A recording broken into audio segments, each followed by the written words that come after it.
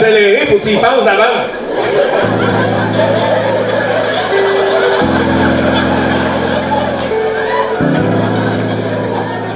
Ça prend des gravottes, on va se faire l'amour.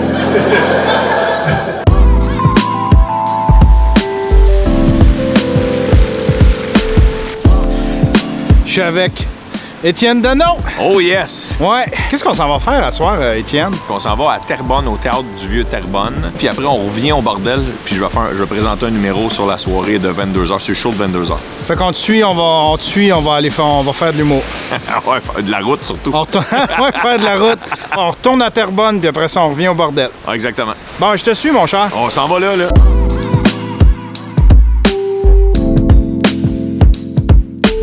Direction Terrebonne, tu t'en vas faire la première partie de Première partie de Pierre Hébert.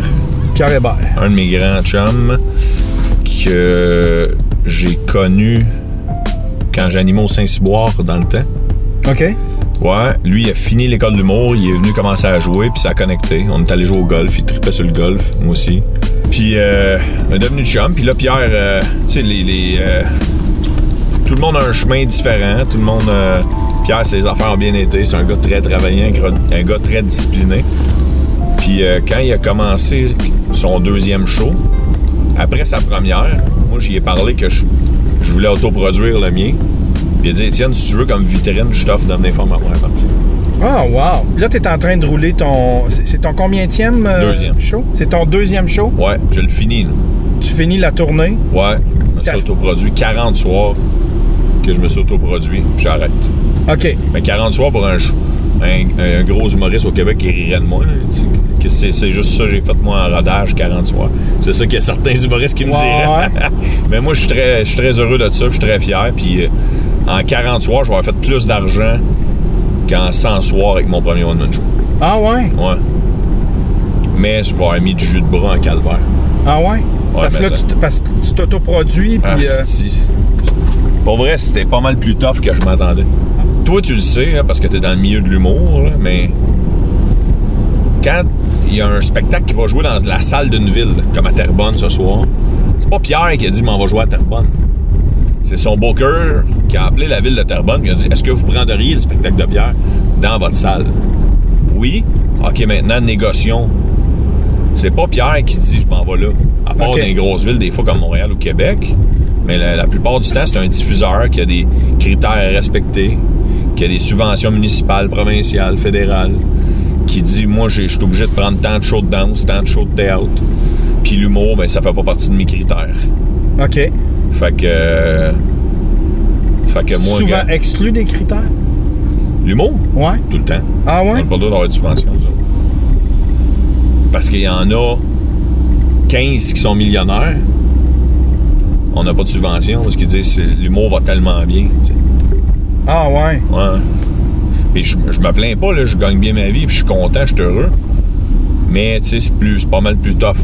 Puis étant donné qu'il y a beaucoup de compétition, mais quand j'appelais dans une salle de spectacle, ben soit je me faisais dire, il y en a qui m'ont dit oui, il y en a qui m'ont dit non. L'affaire qui m'a le plus frustré, c'est ceux qui m'ont juste pas répondu. Puis pas répondu à un téléphone. Pas répondu à 8 emails, une lettre écrite à la main. Moi, j'avais pris 30 salles de spectacle, OK, que j'avais été joué dans mon premier show puis que ça avait bien été. Je leur ai écrit une lettre à la main aux responsables de chacune des salles de spectacle, personnalisée. Mettons, bonjour Yann, j'espère que vous allez bien. Mettons, je me souvenais qu'il faisait du ski. J'espère que les conditions de ski ont été le fun cet hiver pour vous. J'ai décidé de partir avec mon propre bagage puis de m'amuser dans un nouveau défi, un risque. Est-ce que vous accepteriez de prendre les risques avec moi et de me recevoir à ma salle de spectacle? Signé Étienne Dano à la main. J'étais allé acheter du papier. Un peu comme, tu sais, des invitations de mariage. Ouais. J'étais allé acheter ça, j'ai écrit à la main à 30 salles de spectacle. Après ça, j'ai relancé avec des emails, des téléphones.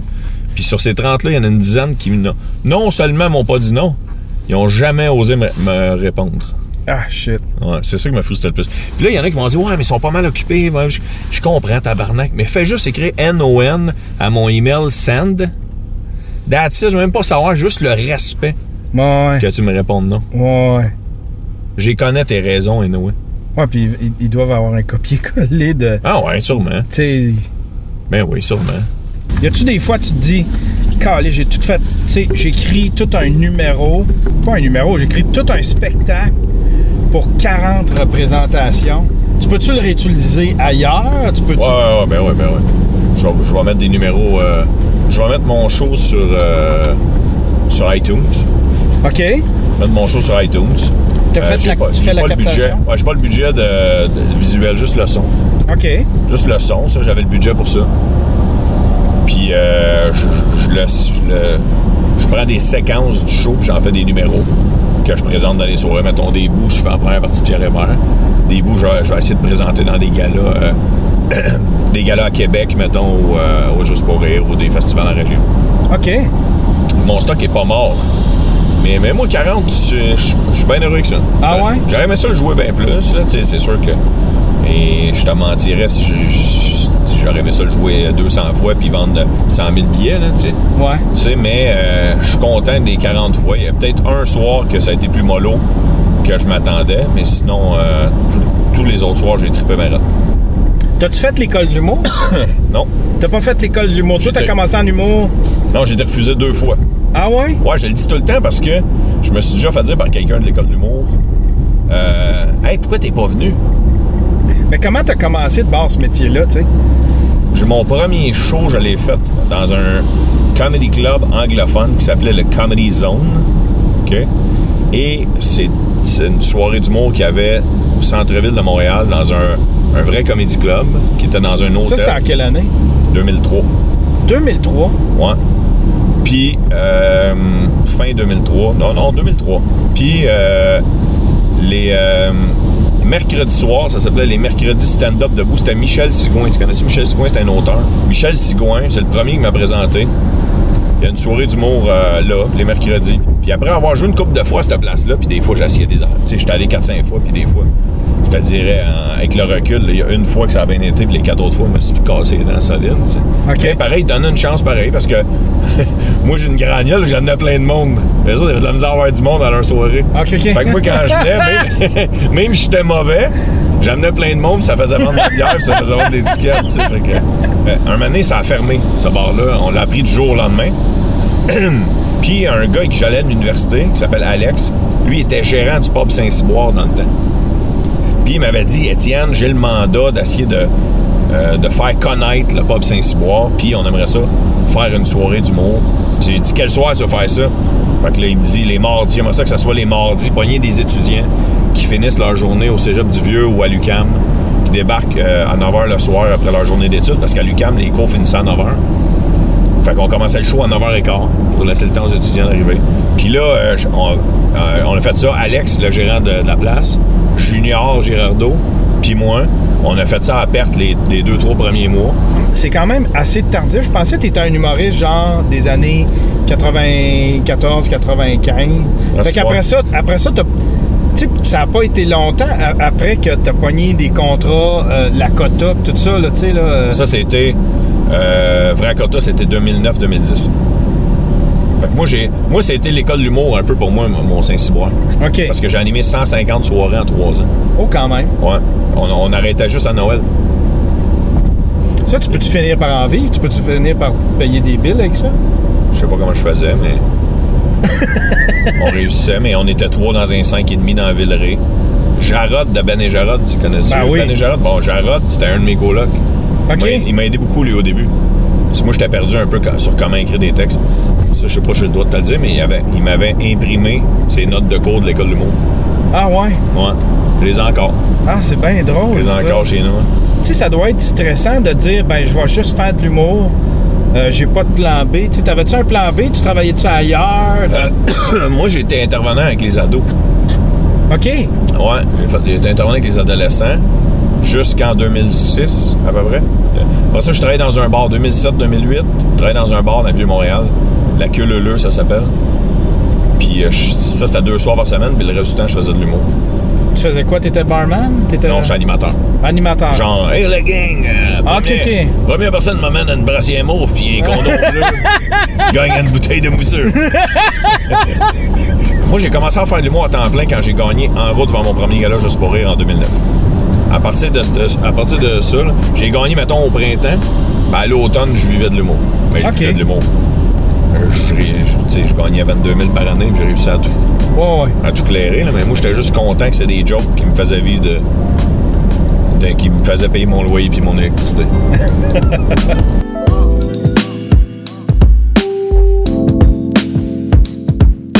Là, ta blonde est enceinte? Ouais. Ça me stresse. Ah oui? Elle m'a pris du temps. Non, mais moi, j'ai 39. Là. Fait que, tu sais, moi, mes chums là, qui ont un job normal, ils ont tous eu des enfants à fin vingtaine, trentaine. Ils ont commencé le. Ouais, des chums de secondaire, ouais. Là, tu te trouves vieux, quoi? Ouais, je me trouvais vieux, mais en même temps, avec le recul, moi, j'étais un courageux, tu sais. Moi, j'ai pas été fidèle dans ma vie, ben avec mes anciennes blondes. OK. Puis là, j'ai fait beaucoup dans la dernière année, dans les 2 dernières années, en fait, j'ai fait beaucoup d'introspection. J'étais allé en thérapie. Puis là, je me suis dit... Pour ça? À cause de... Pour la fidélité. Pour vrai? Ouais. Ah ouais? Ouais. Chris, faut être fait fort pareil pour dire... Tu sais, je vais aller en thérapie parce que je suis infidèle. Ouais, puis surtout qu'il y en a pas mal plus de personnes qu'on pense qui sont infidèles dans la vie, tu sais. Ouais. Puis, en fait, ma blonde, que j'étais convaincu que c'était la femme de ma vie, m'a crissé là, après qu'il s'en ait rendu compte pour une 2e fois. Ah, c'ti.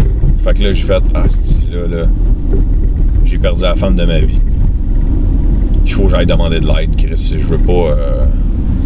Je veux pas un moment donné avoir 2 enfants, puis être sur le bord du gouffre, puis faire un tabarnak, je dépasse. Fait que là, ça te fait peur. Pourquoi? Parce que... Non, ça me fait peur de pas être un bon père. Mais la fidélité, ça, moi, j'ai dit à ma blonde, si je me sens pas assez fort, je retournerai pas avec toi, puis il n'y en aura pas d'enfants. Il m'a donné une 3e chance. Là, je suis dans ma 3e vie, là. OK. Puis moi, j'aime le baseball. 3e strike, you're out. Fait que là, je perds pas ce strike-là, tu comprends? Ouais. Mais de toute façon, je pense que mon psychologue doit aller s'acheter son 4e skidoo juste avec mon argent. Moi, j'étais allé en thérapie pour le gambling, puis après être allé en thérapie pour le gambling, j'étais allé en thérapie pour l'infidélité. Fait que c'est toutes des bébites, tu sais, que j'avais... C'est quoi qui te faisait être infidèle, tu sais, parce que, tu sais, tu disais, c'était la femme de ma vie, tu sais. Ouais. Fait que, tu sais, t'as... Il n'y a rien de personnel à elle. Non, c'est ça, tu sais. Souvent, les hommes ou les femmes là, qui vivent cette situation-là, qui se font tromper, c'est pas personnel à toi. Tout part d'un manque de confiance. Ouais. La majorité des problèmes part d'un manque de confiance. Donald Trump, là, il a un esti de complexe, ce gars-là. Oh, il est complexé. Il a un esti de complexe de fou. Ben, c'est la même affaire pour un infidèle. Puis Maxime Martin, quand il parlait de ses problèmes de drogue, là, il y avait un problème en lui, un problème de confiance en lui. Ouais. Tout part de la de confiance en soi. Puis quand t'as confiance... Puis là, je parle pas de confiance en soi, avoir un ego, puis se bomber le torse, puis être fraîchier. C'est pas ça que je parle. Je parle de s'aimer. Ouais. Ouais, parce que, tu sais, quand tu... Parce que moi, tout, je l'ai été. OK. Puis, tu sais... Puis... C'est mon plus gros regret. C'est comme... J'ai vécu... Tu sais, moi, j'ai vécu du mensonge. Puis j'ai vécu dans le mensonge de quelqu'un d'autre aussi. Puis je veux plus jamais retourner là-dedans. Tu sais, c'est une affaire, j'ai fait comme... Ouais. Mais moi, tout... Tu sais, j'ai peut-être pas fait une thérapie, mais à tout le moins, j'ai fait... une introspection. Une introspection. J'ai fait comme... Qu'est-ce qui fait que tu fais ça? Tu sais, parce que... Visiblement, tu sais d'emblée que ça va finir avec quelqu'un qui souffre. Fait que c'est soit la personne, admettons, si tu t'es fait une maîtresse, c'est soit la maîtresse, c'est soit toi parce que la maîtresse a te calisse là, ou c'est soit la personne avec qui t'étais parce que... Fait que tu sais, il n'y a pas de gagnant jamais à l'issue de ça. Fait que je me disais, pourquoi t'es allé faire ça? Ouais. C'était la 2e fois de ma vie, une fois quand j'étais bien jeune. Puis j'ai fait comme je veux plus jamais faire ça. La honte puis le mensonge, c'est quelque chose avec laquelle j'ai encore du mal à vivre aujourd'hui. Parce que tu sais, on ramasse... je vais avoir de l'air un peu incels de dire ça, là, mais tu sais, on ramasse beaucoup, quand c'est une femme qui trompe son mari, on ramasse beaucoup ça, tu sais. Admettons, dans les séries, dans les films, c'est tout le temps représenté comme une femme qui cherche, qui veut redevenir une femme, tout ça. Les gars, automatiquement... Ils sont tout le temps... Ouais, c'est des trous de cul, tu sais. Ouais. Pourquoi qu'il t'a trompé? Ben, c'est parce que c'est un trou de cul. Ouais, non, mais il y a une raison. Il y a une raison valable, tu sais, là. Ouais. Fait que... Ouais.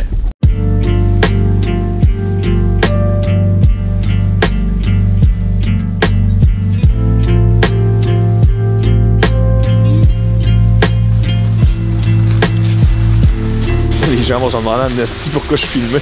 Ça vient de voir Pierre Hébert, mais ils savent pas que je fais une première partie. D'ailleurs, c'est mon premier gag, je leur demande sur scène, par applaudissement, ceux qui étaient au courant qu'il y avait Une première partie. une première partie, puis là, ceux qui étaient pas au courant, puis là, tout le monde applaudit. Puis là, je dis, ceux qui sont déçus. Oui, ça, puis ils n'ont pas voulu prendre mon show. Non? Eux autres, je leur ai demandé, puis ils n'ont pas voulu. Ils t'ont-tu répondu? Ouais, au moins, ils n'ont pas voulu. OK.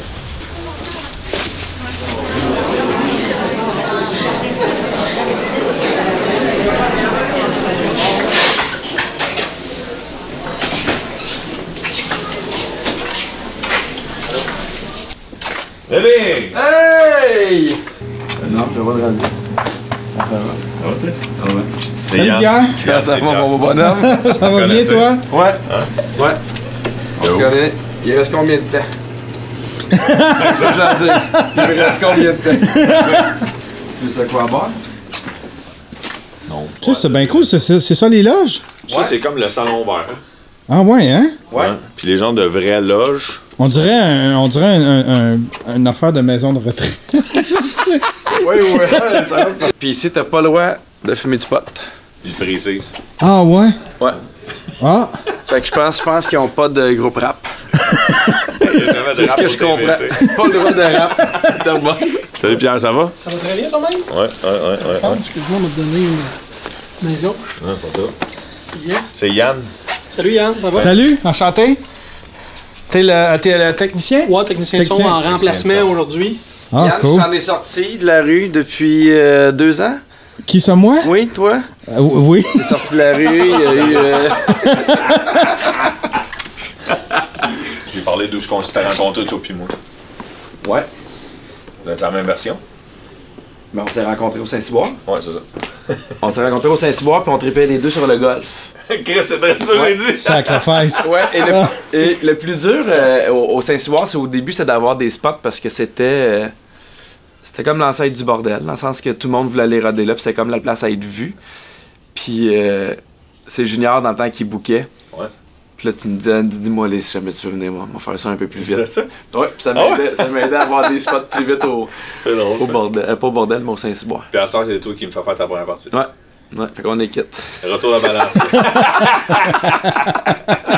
Ouais. Ça, on n'a pas parlé, mais Albert Rousseau, ça, tu termines ta tournée avec Albert Rousseau. C'est un trip que tu t'es payé. Ouais. Tu as loué la En salle. fait, je l'ai fait plein de fois grâce à Pierre. Puis à chaque fois, je tripais tellement que je fait, hey, ça serait malade de finir ici. Puis Ok. la vente de billets avait bien été mes 3 premiers soirs que j'avais fait à Québec. Puis Pierre me permettait de vendre des billets à la sortie du show. Un peu comme un preview de film. Ok. Que tu fais, j'ai bien aimé le preview. Puis je peux acheter mon billet tout de suite le soir même avec un petit rabais pour inciter les gens à l'acheter live. Mais Étienne, quand il a commencé à produire son deuxième one-man show, parce que tu sais, j'ai pu voir un peu l'évolution avec Étienne, c'était cool parce qu'il a écrit à la main des lettres à plein de diffuseurs. Ouais, c'est ça qu'il disait dans l'auto. Ouais, puis moi je trouve ça bien hot, puis c'est une des raisons pourquoi je prends Étienne en première partie, parce que sinon je sais pas de première partie, j'en prends pas. Si Étienne n'est pas là, en fait, j'en prends pas parce que je trouve ça le fun qu'il soit dans l'action, qu'il essaye des affaires, parce que tu sais, milieu de l'humour, on voit souvent juste ceux qui réussissent, mais c'est un peu comme la pointe du iceberg, tu sais, ce que tu vois, le succès, c'est la pointe, mais il y a l'énorme travail qui est en bas. Puis je trouve qu'il y a bien du monde qui chiale, qui font pas de gala, qui font pas ci, qui font pas ça, puis qui sont tout le temps dans la... Négatif. Mais pas dans le négatif, mais je fais essaye des affaires, botte tout le cul, tu sais, moi... Ils sont stagnants. Ben oui, moi, j'ai fait le vrai clavier parce que personne... Je commençais, puis personne m'aurait proposé d'émission de télé, fait que c'est pour ça que j'ai fait ça. Fait que je vois ça le fun qu'Étienne se mette dans l'action, qui commence lui-même à faire son deuxième one-man show, puis là, je fais, ben go, tu sais, vends des billets pendant mon show, puis moi, je suis content parce que ça me réchauffe la salle. Je suis content d'être avec Étienne parce que c'est un ami en tournée, on a du fun, on fait des échappe-toi, on va au restaurant. Souvent, on share la même chambre d'hôtel. Fait que je vois ça le fun qu'il fasse, hey, moi, au lieu d'être chez nous, puis chialer, j'écris au diffuseur, j'appelle, j'arrange des trucs. Fait que moi, je trouve ça bien le fun, le monde qui essaye des affaires de même. T'as-tu passé par là? Y a-tu des affaires que tu reconnais, mettons, dans la démarche d'Étienne? Ben, en fait, le travail est tout le temps le même, dans le sens que c'est... Je sais pas comment dire, mais il faut travailler comme des débiles, c'est ça le truc. Mon premier show, j'avais le même metteur en scène que Louis-José Hood, puis il y a comme une quote qui m'avait marqué. Puis Louis-José a déjà dit, je suis pas assez talentueux pour être paresseux. Fait que on dirait que ça me hante, moi, dans ma tête. Je sais pas, je pourrais travailler, puis mettons, je vais te faire du Netflix, je fais, OK, est-ce que Louis-José, présentement, ferait du Netflix? Puis dans ma tête, il en fait jamais. Il fait jamais de Netflix, il joue pas à des jeux. Fait que, moi, Étienne et moi, on a la même affaire, on n'a jamais été des saveurs du jour. T'sais, on a toujours été du monde qui doivent travailler, puis qui doivent faire leurs preuves, puis arriver encore. Fait qu'on... Il n'y a pas d'humoriste pour qui c'est facile, mais il y a des humoristes qui à un moment donné, sont un peu la saveur du jour, puis ça fonctionne bien, mais nous, j'ai jamais l'impression qu'on était comme ça. J'ai tant l'impression qu'il a fallu travailler des fois, une fois et demie plus fort, puis c'est bien correct, puis ça fait l'humoriste que je suis aujourd'hui, mais ça, je pense là-dessus, on se rejoint. On se rejoint. C'est-tu dur des fois, admettons, de voir, peut-être moins, tu sais, vu que toi, Pierre, là, ça roule, mais tu sais, admettons comme Étienne, c'est-tu dur de voir, admettons, comme un Julien Lacroix qui arrive, puis faire comme, tu sais... Pendant un bout, tu sais, c'est pas de la jalousie, mais en même temps, ça doit être dur de dire, Calice, il a pas bûché comme moi j'ai bûché, Stifi, puis... En fait, il a travaillé fort à sa façon. Ouais. Il a trouvé un autre tal. Au début, surtout, dans les loges, tu sais, jaser avec d'autres humoristes. Ah, Carlis, comment ça que lui, il a eu cette gig-là. Il y a ci, puis à un moment donné, tu matures, puis tu fais, ben, regarde, tout le monde a un chemin différent. Puis j'en ai vu skipper des étapes qui ont déboulé les marches, tu sais. Ils montaient les marches à 3 fois. Il y a ça aussi. Rendu presque en haut, ils les ont déboulé, puis aujourd'hui, on n'entend plus parler. Fait que des fois, faut t'en prendre, puis t'en laisses. Puis si tu te concentres toujours sur les autres, tu te concentres pas sur tout. Fait qu'à un moment donné, tu pognes une certaine maturité, puis là, mais je t'avouerai qu'au début, ouais. Mais tu sais, en même temps, c'est sûr que, mettons, moi, j'en ai pas entendu chialer sur Julien, mais tu sais, faisant une vidéo par semaine. Ouais, c'est ça. Écris-le, fais-le, tourne-le. Tu sais, Julien, il a pas fait un vidéo. Mais tu sais, c'est pas chialer, mais en même temps, c'est faire comme. Mais je pense tu dois te remettre en question quand tu vois quelqu'un, genre, que tu fais comme. Calice, il a trouvé de quoi qui l'a skyrocket un peu, tu sais. Fait que, tu sais, tu dois faire. À un moment donné, tu dois te poser la question, je fais de quoi de pas correct si moi, ça. Mais on a toute notre. C'est drôle parce que je pense qu'on. Tu sais, on n'est pas. On est proche, on n'est pas au même niveau, mais même si une bite un peu au-dessus d'Étienne, je me compare quand même. Sauf que tu te compares toujours avec ceux en avant. Tu sais, je me compare à... lui, il a vendu 300 000 billets. Puis à un moment donné, cette comparaison-là est super malsaine. C'est la pire affaire. Est-ce que tu fais ce métier-là parce que tu l'aimes? Est-ce que tu es content qu'il y ait du monde dans la salle? Est-ce que tu es content de faire ce métier-là? Moi, c'est ma blonde qui est comme ma psychologue pour là-dedans. Là. Elle dit, il y a chacun qui a son... chacun a sa carrière. Il n'y a pas de carrière pareille pour tout le monde. Puis pendant que toi, tu te compares à d'autres, il y a sûrement d'autres mondes qui se comparent et qui aimeraient ça être à ta place. T'sais, fait qu'au lieu de regarder en avant, faut juste être content de ce que tu fais puis de ce que t'as. De ce que t'as. T'sais, moi, il n'y a pas un jour où j'arrive puis je peux pas croire que je fais ce métier-là. J'ai tout le temps des exemples là, de gars qui ont des jobs épouvantables puis je fais, tu sais, on est privilégié de faire ce métier-là. Là, ben, il faudrait me changer.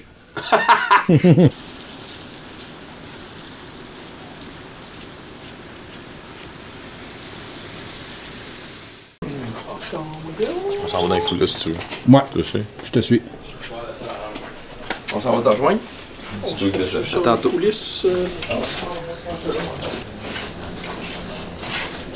Les grands ont passé par ici. Tu peux le voir. Daniel Boucher, Cain, Nicolas Noël. On passe ça à la vite. On est capable.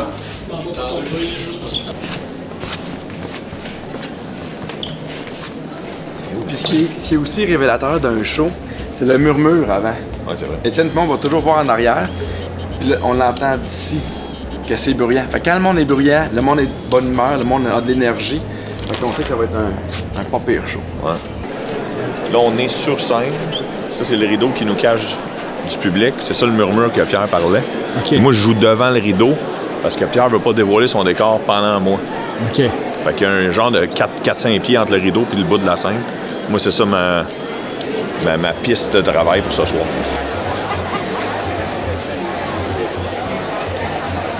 Et en plus, c'est l'animateur de l'émission Rire de mon cœur à ma TV. Mesdames et messieurs, Étienne Dano!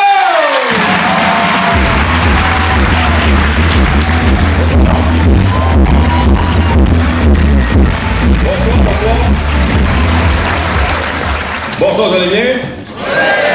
Ah, pour les demoiselles qui arrivent, Pierre est malade, il est poigné, carambolage.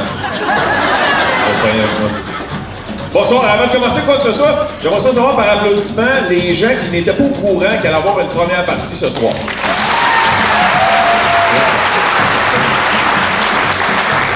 Maintenant, toujours par applaudissement, ceux qui sont déçus. Allez chier.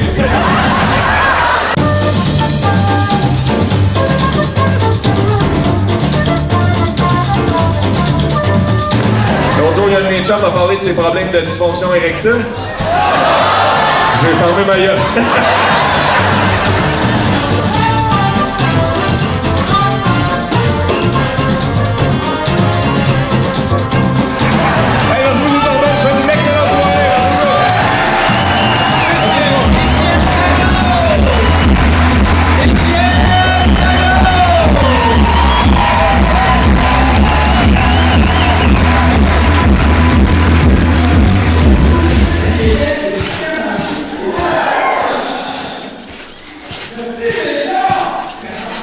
Puis, Ça a bien été. ça a bien été. Ouais, les gens étaient dedans au bout. J'ai pas fait long, par exemple. J'ai fait un petit peu plus court que d'habitude. Ah ouais? Ouais, peut-être parce que t'étais là. Si faut pas, T'as précipité ton, j'ai ton skippé. numéro? Non, j'ai sauté 2 gags. Ah ouais? Ouais, c'est pas grave. Pierre, un coup qu'ils sont réchauffés, lui, il veut pas que son. Il y a pas d'entraque. Ils sont chauds. Fait qu'il veut pas que la première partie soit trop longue, mais il veut pas que son show finisse à 10h non plus. Parce que plus ton show finit tard, plus tu sens les gens faire ça. Ah ouais, hein? Ouais. Surtout un soir de semaine.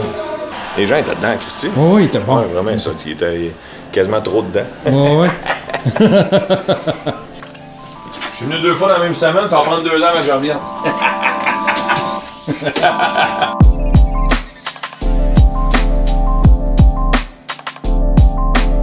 Tu fais ça souvent, faire un show à une place, puis un show à une autre place le même soir? Juste depuis 2 dernières années. Ouais? Ouais, des shows de plus. L'autre soir, j'ai essayé de me pousser à la bout. Là. Ouais, j'étais capable, il faisait mauvais comme un épais. J'ai essayé. J'ai fait 4 shows le même soir. J'ai réussi, mais à chaque place, je suis arrivé short. Là. OK. Ça me stressait. J'étais pas assez concentré pour faire le number. Fait que... Mais sur l'île de Montréal, en faire 2 le même soir, je suis partant. Si t'avais un but à atteindre dans ta carrière, ce serait quoi? Si, ouais. T'en as-tu? Ou ben toi, tu te laisses aller un peu... Quand j'ai vu que j'étais capable de faire de l'humour sans passer par l'école de l'humour, je m'étais dit mon premier rêve, c'est de faire un gala juste pour rire avant l'âge de 30 ans. Je l'ai fait à 29. OK. Après ça, je me suis dit, je veux avoir un one-man show produit par une grosse boîte avant l'âge de 35. À 34, Evenco produisait mon show. OK. Ouais. Puis là, mon but à 40 ans, c'était d'avoir un enfant avant d'avoir 40 ans. Puis ma blonde va accoucher, puis j'ai 39. Je suis tout le temps une année, je savais. OK. C'est comme si je poussais à la limite de mon objectif.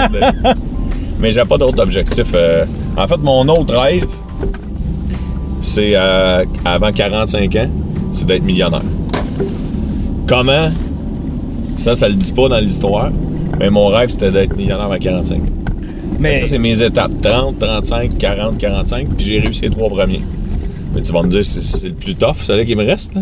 C'est le plus tough, mais en même temps, moi, je crois tellement... Tu sais, quand tu te fixes des buts, ouais. Après ça, tu ne sais pas encore comment tu vas le gagner, ton million, mais ton cerveau, lui, il va te guider. Mindé, ouais. Ouais, tu sais, ton subconscient, il va te guider. Moi, je crois bien gros à ça, ces histoires-là de subconscient. Tu sais, tu demandes de quoi ton conscient, puis ton subconscient va te l'obtenir, tu sais. Ouais, ça, j'y demande ça. Ouais. Puis mon but, c'est, mettons, de vouloir devenir millionnaire. Oui, c'est sûr, je m'achèterais des bébelles, mais c'est pas pour flasher avec un bateau. C'est plus pour plus être stressé avec rien. En fait, c'est ça mon but. C'est ça, Yann, mon but. C'est de gagner, tu sais, une petite shot plus d'argent que ce que j'en ai besoin pour vivre, pour pouvoir prendre des décisions puis faire des affaires. Tu sais, il y a des spectacles des fois que je fais que ça me tente pas, mais je vois juste pour l'argent. C'est rare, mais ça arrive. OK. Puis là, c'est d'éliminer tout ça. C'est la liberté qui viendrait avec un gros montant d'argent. Ouais. Puis il n'y a pas question que je gagne 1 million en loterie, puisque moi, je veux. Ouais, c'est ça, toi, c'est ça, toi, t'as déjà été un gambler. Ouais, j'ai eu des rechutes. T'as eu des rechutes? Ouais, j'ai eu des rechutes. Non, ben parce que des fois, dans mes anciens numéros, je disais, dans mon ancien numéro, dans mon premier show, je disais ça fait genre 5 ans que je joue plus, mais j'ai eu des rechutes depuis. Des astuces de mauvaise passe, c'est que je suis retourné jouer. Parce que t'allais au casino puis tu non, dépensais. Ça, je suis jamais retourné. Parce que ça, je suis barré. OK. Puis ça, j'ai trop honte de me faire connaître puis de dire Asti Dano, il a essayé de rentrer au casino. OK. Puis Chris s'est fait revirer de bord parce qu'il s'est barré.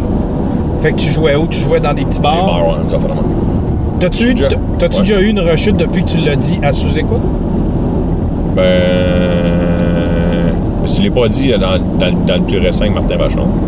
Dans l'autre d'avant, ouais. Moi, j'ai une rechute. T'as eu une rechute? Une solide. C'était ma pire. Ah oui? Ça, je l'ai pas dit à personne. Ce que je te dis là, je l'ai pas dit à personne. Quand ma blonde, on a une passe, c'est que ma blonde m'a laissé. Un peu plus d'1 an.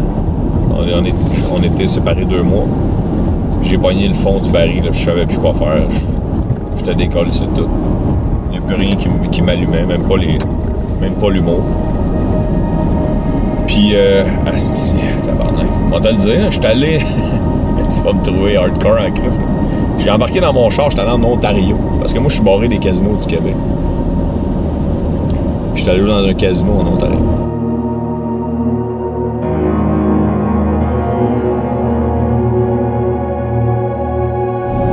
T'as dépensé combien? Trop de cash pour le budget que j'avais. Parce que c'est ça, tu sais, quand les gens me disent t'as dépensé combien en gambling dans ta vie ou c'est quoi ta payée soirée? Puis je réponds tout le temps, quand même, je te dirais le vrai chiffre. C'est l'importance que ce montant-là a sur un montant. La mère d'un de mes chums est gambleuse, OK? Mais sur le bien-être social. Si elle joue 600$ dans son mot, elle, c'est tout son mot. Ouais, c'est ça. Si Guy Laliberté, il va au casino, puis il joue 6 000, tabarnak, 6 000, man, c'est 10 mois pour la mère à mon ami. Mais lui, 6 000, c'est du screening dans le fond. Ouais, fait que c'est tout le temps ça que le montant, il est tout le temps... Tu sais, Renan Angeline a joué en tabarnak de l'argent dans sa vie, mais je suis pas sûr que ça a influencé tant avec ça son budget. Faut que ça te procure un certain sentiment. Faut qu'il y ait une certaine satisfaction dans ce sentiment-là quand tu joues, tu sais. Qu'est-ce que ça te procure comme sentiment? Moi, j'ai jamais pris de drogue de ma vie, fait que sûrement que ça me procure l'adrénaline que quelqu'un qui prend de la drogue pas. Mais tu sais, quelqu'un qui prend de la drogue, ouais. tu sais, il devient, je sais pas, il y a un effet secondaire. Il y a des effets physiques, c'est-à-dire qu'il vient étourdi, puis il en vient à oublier ses problèmes. Ben, jouer aussi. Il y a une astuce d'adrénaline, là, tu mets 500$ d'une machine qui, peut-être dans la prochaine heure, va te donner 2000. Tu comprends? Ouais. Il y a une astuce d'adrénaline parce que si tu payes 500, tu fais tabarnak. C'est 500$ de moi dans mes poches, dans mon mois, dans mon année. Puis t'en as-tu déjà gagné de l'argent? Tu sais, admettons, ouais. Ben oui. Ben ouais, moi, dans le temps, là... En fait, la fois où j'ai décidé que je me barrais du casino, j'avais gagné en tabarnak ce soir-là. Ben pour le budget de l'époque. Là. OK. J'étais rentré avec 200$ puis j'avais 3000$ dans mes poches. OK. Puis là, t'as décidé de te barrer, t'as fait comme... J'ai 3000... Mais c'est pas cette fois-là que j'ai arrêté de jouer. OK. J'ai arrêté de jouer au casino. Je suis jamais retourné au casino depuis cette fois-là. OK. Moi, mes grands-pères étaient gamblers. Ah ouais?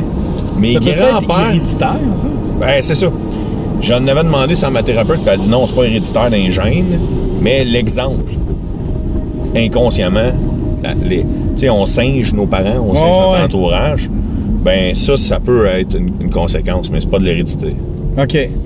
Moi, mes 2 grands-pères se connaissaient, tu sais, dans un village, tout le monde se connaît pareil, mais à cause de Blue Bonnets. Calice, il est pas sur le bon coin, lui. Oups! T'as une minute, on va lui donner de quoi. Hey, mon chum, j'ai pas d'argent. Hey, t'es bruté? Mais j'ai ça. Ah, des chauffements. Des chauffements. Ça, je porte pas de gants, l'hiver. Ouais, ben non, mais justement, vu que tu portes pas de gants. Tu veux pas de chauffe-main? Je pas entre mes doigts. Ah ouais, j'avoue. Dans tes bottes? Tu peux mettre dans tes bottes si tu veux. Non, je suis pas genre... ah bon, pas de trop. Mais ça a essayé. Ouais. Bonne soirée. Ouais.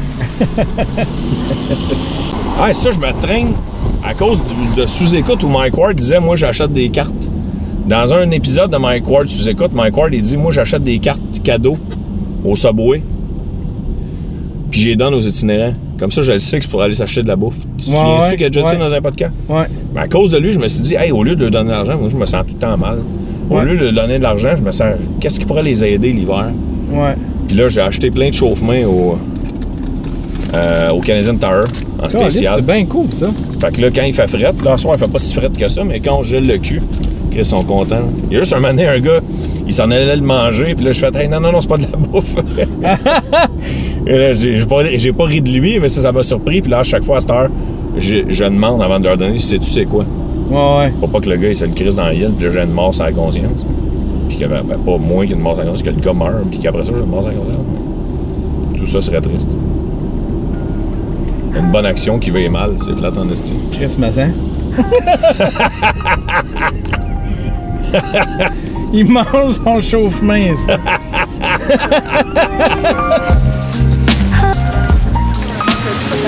L'affaire qui est le fun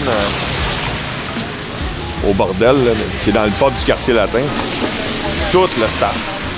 Il n'y a pas personne dans le staff qui est pas sympathique. Ils sont tous hyper sympathiques. Ils sont fins, hein? Ouais, c'est le reflet des gérants, le reflet des propriétaires. Trouves-tu qu'il y a un spirit, spécial au bordel? Ben oui, c'est rendu notre QG. Là. Ouais. C'est ça que c'est. Tu sais à quoi ça me fait penser? Ça me fait penser à une maison de jeunes pour humoristes. Ah, exactement, ouais. Tu sais, là, tu sais, le spot dans Watatata. Ah, je suis d'accord, on est avec toi. Ça s'appelait la cellulose. La cellulose, ouais, c'est ça? Ouais, exact, la cellulose.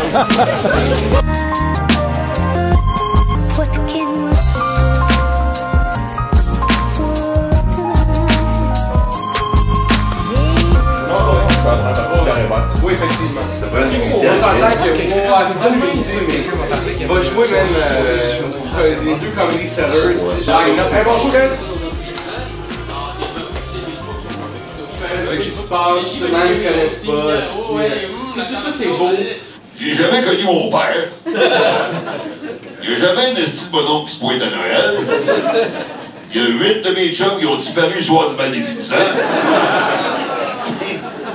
Les gars disparaissent, les gars se disent, il est où Bob? Je sais pas. T'es allé chez sa blonde hier, on l'a pas revu. Ah, ok. Vous êtes toujours heureux? Oui! Alright. Alors, le prochain invité, mesdames et messieurs, je suis très content qu'il soit là. T'as un régulier ici au Bordel Comedy Club, comme animateur, comme humoriste. On l'entend à la radio, on le voit sur scène. Il est avec nous ce soir pour notre plus grand plaisir. Mesdames et messieurs, Étienne Dano!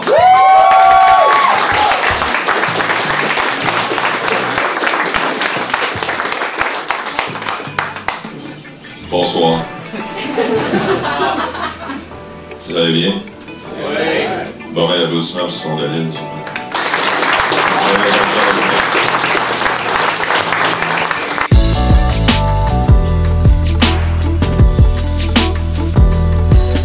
S'il y a bien du monde qui se calisse de leur conduite, c'est bien les chenilles à trottoir. Les autres, ceux qui rentrent à la job, il faut qu'ils soient chauds d'ail. Ça se fait. Combien t'as bu de bière? Reçois un Marc. 6. Posez-en 6 de plus, on va faire.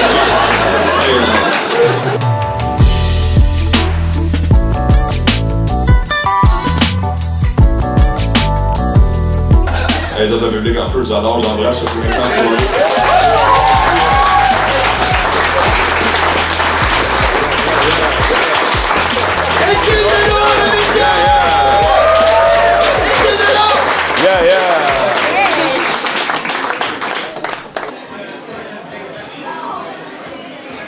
Puis comment ça a été? Ça a bien été. Moi? C'est tout le temps le fun. Le nombre de fois que je suis venu ici, ça n'a pas été le fun. Je les compte sur le doigt de ma main. Les doigts de ma main, c'est tout le temps écœurant. Je me suis accroché dans un gag. J'aurais pu donner une mini-shot plus d'énergie, mais ça, c'est une affaire que j'essaie quand je viens jouer au bordel. J'essaie d'être un peu plus lourd et de déstabiliser avec ma voix. Tu sais, vu que je commence en disant « Bonsoir », tu sais. Mon but, c'est de déstabiliser les gens, un peu de casser le beat. Ouais, t'as des beaux silences, je trouve. T'as un beau rythme très... Tout est dégagé, puis ça fait du bien, on dirait. Tu sais, c'est pas pitché. Mais c'est ça, je peux me le permettre. Tu sais, je ferais pas ça en première partie de Pierre. Parce que les gens ils ont besoin d'être réveillés un peu. OK. Mais j'aimerais ça que mon prochain show il soit un peu plus sur ce beat-là, au complet, que je les amène dans le monde. Puis de temps en temps, je les sors de mes gonds. Ouais. Tu sais, comme quand j'ai crié dans mon numéro, mettons. Tu comprends? J'ai crié, là, ils font « Oh, palais! » tu sais. OK. Tu sais, un petit sourire en coin, des affaires en main. C'est des affaires que j'essaie ici, Parce qu'on peut se le permettre, parce que les gens ont déjà ri. Puis ce personnage-là, si l'humoriste avant moi, il a une voix un peu plus aiguë ou un peu plus... Tu sais, un gars beaucoup trop high pitch, mettons, là. Puis moi, je passe après en disant « bonsoir ». Juste mon bonsoir, ça rit, parce que les gens font « tabarnak, on est complètement ailleurs, là. » Fait que c'est ça, j'aime ça l'essayer ça ici. Je l'essaie dans d'autres bars à Montréal. Je l'essaie dans des soirées quand il y a plusieurs invités. Mais quand je casse en première partie de Pierre, je veux arriver plus énergique. Tu sais, je veux arriver parce que les gens sont pas au courant qu'il va y avoir un autre humoriste. Ils sont venus voir une personne. OK. Fait que c'est pas j'ai pas fait le même numéro non plus. Tu fais-tu l'exercice aussi de tu sais, comme à soir, est-ce que tu as fait intégral tes numéros ou tu as essayé quelque chose sans qu'on nous autres, on s'en est pas rendu compte, mais y a-tu quelque chose que tu as essayé, genre pour le fun d'essayer? En fait, les chenilles à trottoir, je l'ai improvisé la semaine passée durant mon number, ça. C'est un numéro? Ah oui, c'est un numéro? Juste les chenilles à trottoir, là, juste ce bout-là, juste quand je parle des chenilles à trottoir. Chris, il était fort. Puis en plus, il est fort, ce bout-là. Puis c'est la troisième fois seulement que je le faisais. Il s'intègre bien dans ce bunch-là. Les autres, il y en a que c'est des vieux. Le gag de la pancarte de stationnement, ça c'est un de mes plus vieux gags. Mais les carrefours giratoires, c'est quand même assez récent. Ça date d'1 an, même pas. Puis ça, les chenilles à trottoir, ça date de la semaine passée. Fait que c'était un mélange de plein de bouts dans le temps. Mais des fois, c'est les liens. Puis ça, j'aimerais ça. Là, ça a duré 11 minutes. J'aimerais ça en faire un 7 minutes puis le présenter le meilleur de ces 11 minutes-là à un gala juste pour rire cet été. OK. C'était ça. J'ai parlé avec Philippe Laprise. C'est des cartes blanches cet été. Ça s'appelle pas des galas. Ça s'appelle des cartes blanches juste pour rire. J'ai parlé à Philippe Laprise. J'ai dit, je procède sur ta carte blanche. Tu sais assez ton ami? J'ai demandé ça. Puis il a dit, ouais, mais c'est ça. Oui, j'aimerais ça, Étienne, mais il n'y a pas juste moi qui décide. Envoie ton texte. Puis il n'y a pas d'audition, mais il y a du scouting qui se fait, du repérage qui se fait dans les soirées. Qu'est-ce qui s'en vient? Là, tu finis ta tournée. Ouais. Ton deuxième spectacle. Ouais. Après ça, c'est quoi qui va se passer? Ben, en fait, tu finis ça à la salle Albert Rousseau. Ouais, le 25 février à la salle Albert Rousseau. C'est la cerise sur le Sunday, le glaçage sur le gâteau de ma tournée. C'est ma salle préférée, mon public préféré. Fait que c'est ça, c'est un cadeau que tu t'es payé. Ouais, c'est ça, exact.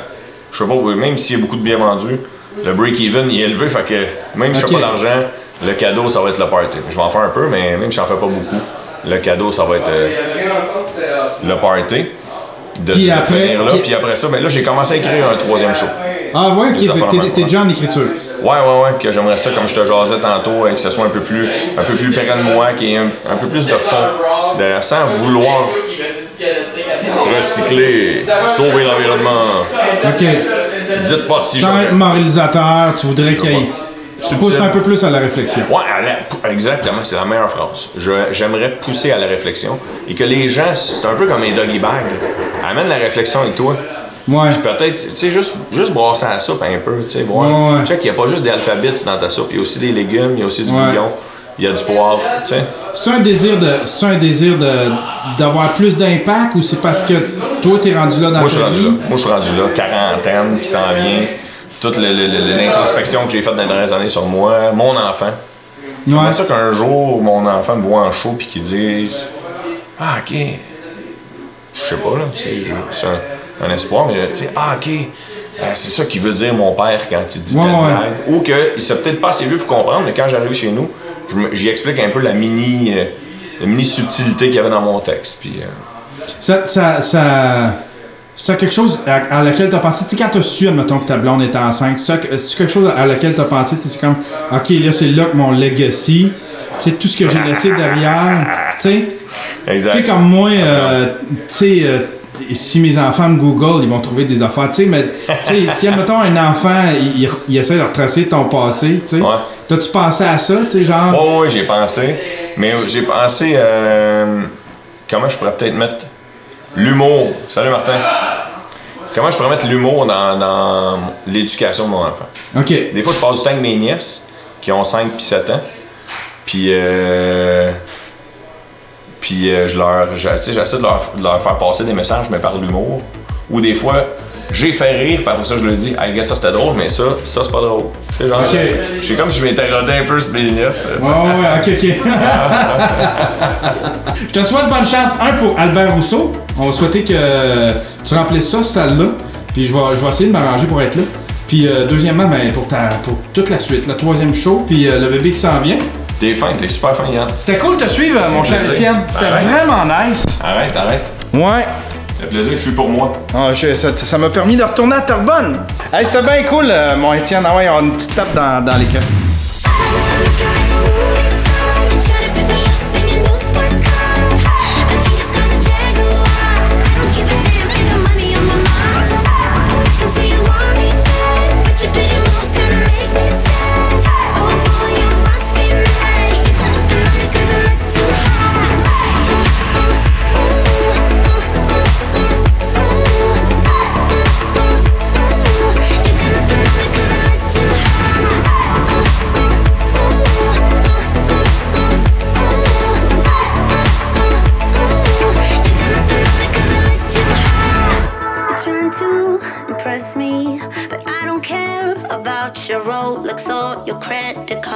Rolex or your credit card.